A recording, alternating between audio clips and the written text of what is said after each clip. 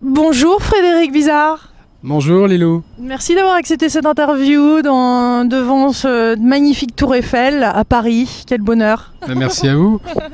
Donc vous êtes auteur d'un livre qui fait le buzz, Une ordonnance pour la France, aux éditions Thierry Soucard. Je voudrais vous remercier d'avoir eu le privilège ce matin d'interviewer le professeur Luc Montagnier qui a fait les préfaces de votre livre. Parce que pour tout journaliste, c'est absolument un plaisir énorme d'être en face d'un tel homme qui a tellement d'humanité et puis tellement à dire. Votre livre tombe pile poil pendant les élections présidentielles. C'est une coïncidence ? C'est pas une coïncidence, puisqu'on veut essayer de mettre la santé au cœur du débat présidentiel, puisqu'on a fait le constat qu'il était urgent de refonder notre système et d'apporter des idées neuves sur ce secteur-là. Donc non, c'est pas une coïncidence et clairement, j'ai été aussi très honoré que le professeur Luc Montagnier veuille participer à la préface et au-delà à notre volonté véritablement d'essayer d'influencer, de sensibiliser les pouvoirs publics, quelles que soient leurs idées politiques, pour vraiment mettre la santé au cœur du débat public parce que véritablement on en a besoin. Alors qu'est-ce qui se passe? Quel est votre constat par rapport à ça, à ce sujet-là? Mon constat, il est partagé, je pense, par des millions de Français. C'est que notre système de santé, peut-être contrairement aux apparences et à ce qu'on peut voir dans les médias, est en phase de dégradation de plus en plus rapide. Parce que notre système de santé n'est pas adapté aux nouveaux enjeux du XXIe siècle. On a un système qui est centré sur le curatif, qui est une santé avec une vision relativement étriquée sur uniquement les maladies, donc une santé qui se pratique dans les hôpitaux. Or aujourd'hui, la médecine, ça va bien au-delà de la médecine curative. Ça, c'est un premier point. Donc, dans l'ère des pathologies chroniques, c'est-à-dire des maladies durables, lentes, que l'on ne traite pas, mais avec lesquelles on vit pendant des années, il ne faut pas le même système de santé qu'avec des maladies avec lesquelles on meurt très rapidement, ou pour lesquels c'est un traitement médicamenteux qui se passe et puis on en guérit ou on en meurt. Donc cette ère a complètement changé. Donc il faut adapter notre système. Un autre constat qui est, je dirais, plus prégnant, c'est le constat financier. Ça fait 30 ans que notre sécurité sociale est systématiquement en déficit depuis 30 ans, ou tout du moins l'assurance maladie. Même lorsqu'on a une économie très prospère, notre assurance maladie est déficitaire, donc on a bien un déficit structurel. Alors on peut dire que c'est pas très grave parce qu'on est un pays riche à qui les investisseurs prêtent, sauf qu'aujourd'hui on a une crise de la dette souveraine, ce qui fait que les investisseurs ne vont plus nous prêter si on n'est pas capable de démontrer qu'on peut arrêter ce déficit. Donc à partir du moment où on ne peut plus financer à crédit notre assurance maladie, il faut trouver d'autres sources de financement, il faut faire évoluer le système et montrer que véritablement on est crédible dans nos intentions. Donc on est parti d'un constat que le système de santé est à bout de souffle, que notre protection sociale est à la fin d'un cycle, et donc il faut passer à une deuxième génération de protection sociale et à une nouvelle organisation de notre système de santé. Bon, avant peut-être de développer les pistes de réforme qu'on propose, il faut faire partager ce constat. Parce que si on pense que finalement la situation est satisfaisante, on n'a pas tellement envie d'aller ennuyer les gens avec ce problème-là. Il y a d'autres problèmes de société qui se posent. Mais il faut véritablement, je crois, et c'était le message du professeur Luc Montagnier, c'est que notre sécurité sociale se meurt et que c'est un des biens les plus précieux qu'on peut avoir dans ce pays. Donc il faut véritablement avoir conscience de l'urgence de la situation. Parce que quel est le véritable danger? Jusqu'où ça pourrait aller là?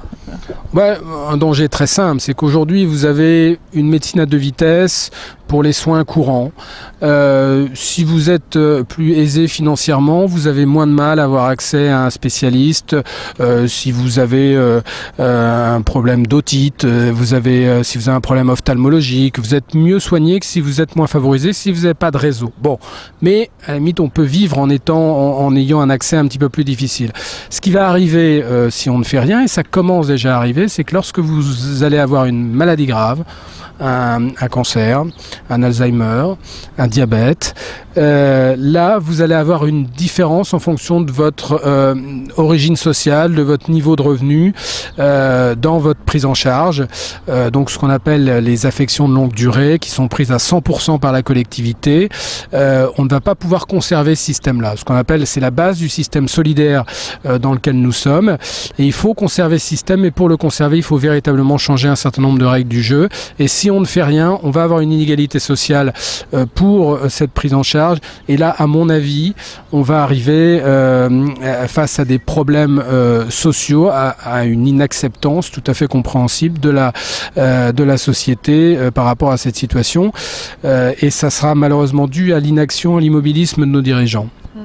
Donc c'est vraiment quand même aux acteurs politiques, spécialement en campagne présidentielle, de commencer à se bouger un petit peu et puis de parler de ce genre de sujet, de proposer des choses dans leur programme. Pourquoi ils s'y intéressent si peu en fait ?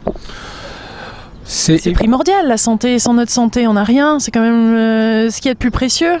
C'est en effet très paradoxal parce que, encore une fois, soit il y a un problème de diagnostic chez nos dirigeants, encore une fois, qui pensent que finalement le système reste satisfaisant, qu'on n'est pas près du mur, et donc ils se disent que c'est pas un sujet prioritaire. Ça, c'est un constat qui est partagé par certains.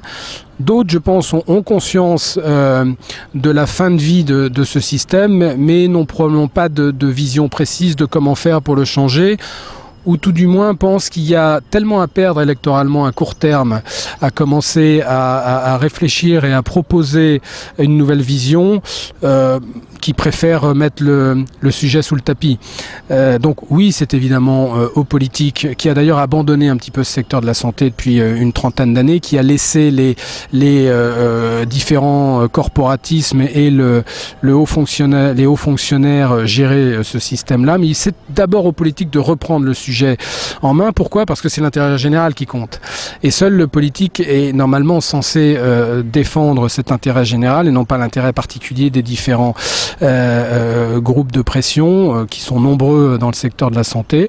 Donc il faut que le politique se réapproprie ce secteur, prenne conscience de l'urgence, et véritablement c'est une urgence on parle de 2012, hein, c'est pas une urgence pour 2017, les prochaines années, c'est une urgence immédiate, et mettre le sujet sur la table. Il y a plusieurs façons de sortir de ce système-là. Soit on le socialise encore davantage, hein, il y a des propositions, c'est-à-dire qu'on trouve des nouvelles sources de financement, ou en termes de déficit public, on considère qu'on peut continuer sur cette voie-là et on renforce financièrement le système sans le changer. C'est évidemment pas les propositions que nous faisons. Soit véritablement on le transforme en changeant la façon de financer les systèmes. On a proposé de faire rentrer les mutuelles pour financer les affections de longue durée, c'est-à-dire de garder un système de mutualisation des risques pour garder ce socle solidaire, mais en faisant rentrer les mutuelles privées. Tout ça doit s'accompagner d'une réforme de ces mutuelles qui fonctionnent trop comme des assureurs privés en segmentant leurs produits. Ça veut dire qu'il faut aussi des devoirs. Et la notion de droits et devoirs en santé est une chose que je développe dans mon livre parce que ça me paraît très important. La santé est un secteur dans lequel les Français n'ont que des droits. Donc évidemment c'est un droit fondamental important inscrit dans tous les grands textes, mais vous devez avoir un devoir de ne pas altérer votre santé ou celle d'autrui à partir du moment où la collectivité vous prend en charge. Si vous avez une maladie dans laquelle vous êtes pris pour laquelle vous êtes pris à 100% par la collectivité, il me semble acceptable, logique, souhaitable, que vous ayez un parcours de soins coordonné que vous ayez à respecter. Je propose de signer un pacte civique de santé qui est un engagement moral, d'abord d'avoir pris conscience des bonnes règles à suivre, des règles d'hygiène de vie, des différents médecins à voir lorsque vous avez un état de santé qui est altéré, et de vous engager à tout faire pour respecter ce parcours de soins et optimiser votre état de santé par rapport à là. Donc c'est un engagement moral, mais c'est un premier pas vers une implication active du patient dans la gestion de son état de santé lorsqu'il est altéré. Voilà, donc il y a d'autres propositions comme ça, mais il faut passer d'une phase où vous êtes relativement assisté dans votre santé sans qu'il y ait de demande de participation active, ce qui ce qui ne peut pas fonctionner dans le long terme, puisque vous êtes le principal acteur de votre santé. C'est une banalité, mais faut le dire. Le médecin est là pour vous guider, pour vous donner une stratégie, un diagnostic, une stratégie thérapeutique, mais c'est à vous ensuite véritablement d'agir pour optimiser votre état de santé. Mais comme le disait l'économiste Sen a très bien démontré, il faut donner des capacités aux gens. Il ne suffit pas de dire aux gens prenez-vous en main, il faut leur donner la capacité d'agir. Donc il faut développer l'éducation à la santé, donc il faut faciliter la santé au travail. On a proposé des tickets santé, comme il y a des tickets restaurants qui permettent aux entreprises, qui facilitent les entreprises pour vous permettre de vous inscrire à un club de sport, pour permettre de faire des cours de gym sur votre lieu de travail. Il faut, j'y reviens, je propose de véritablement faire de la santé une matière au baccalauréat. Alors, pourquoi au baccalauréat? C'est que ça aurait un effet de caisse de résonance dès le plus jeune âge. Si on se dit qu'il y a une matière à passer au bac, on va être très tôt assez sensibilisé pour essayer d'avoir la meilleure note possible. Et donc tout ça sont c'est une transformation du système qui n'est pas coûteuse. J'entends beaucoup que dès qu'on parle de prévention, ce sont des coûts et puis des bénéfices à long terme. Pas du tout. C'est pas forcément des coûts et ça peut être des bénéfices à court terme, parce que si on réduit par exemple les arrêts maladie, c'est évidemment un bénéfice à court terme. Mais avant les médecines alternatives, ce qui est extrêmement important, c'est qu'on n'a pas basculé notre système vers la prévention individualisée qui va être la médecine du 21e siècle. Le professeur Jean Bernard en parlait déjà à la fin du XXe siècle. La médecine du XXIe siècle va être la médecine de la prévention individualisée. Alors, ça veut dire quoi la prévention individualisée ? Ça veut dire que les médecins vont devoir consulter des gens bien portants pour leur donner des indications de mode de vie, de comportement pour optimiser leur capital santé. Vont devoir, ça c'est ce qu'on appelle la prévention primaire, ou vont devoir passer du temps avec des patients présentant des pathologies chroniques pour essayer d'adapter leur mode de vie pour mieux vivre leur pathologie. Et pas simplement leur faire une ordonnance ou suivre leur traitement, mais véritablement essayer de leur faire changer leurs habitudes. Et pour ça, la prévention doit passer par le corps médical. On se pose beaucoup de questions sur les échecs de la prévention en France, mais finalement c'est relativement simple, c'est qu'on n'a pas fait passer la prévention par le corps médical. On dépense aujourd'hui sur les 234 milliards des dépenses de santé, on dépense 2,5% de ce budget pour la prévention. C'est-à-dire que quasiment 98% hors coût de gestion de nos dépenses de santé sont orientés sur le malade. Bon, ce qui est aujourd'hui une aberration absolue et véritablement un retard qu'on est en train de prendre par rapport à d'autres pays et donc aussi probablement, et ça c'est très discuté, mais moi j'en suis persuadé, des économies de santé qu'on ne s'autorise pas en orientant pas notre système vers la prévention. Donc de cette prévention qui est assez aujourd'hui généralisée, celle qu'on propose comme la vaccination, on va passer à une prévention individualisée grâce à la révolution génomique, grâce au séquençage génomique qui arrive, c'est-à-dire qu'on va pouvoir connaître les sensibilités des différents individus, les risques des individus par rapport aux grandes pathologies et donc cibler la prévention en fonction de ces risques-là.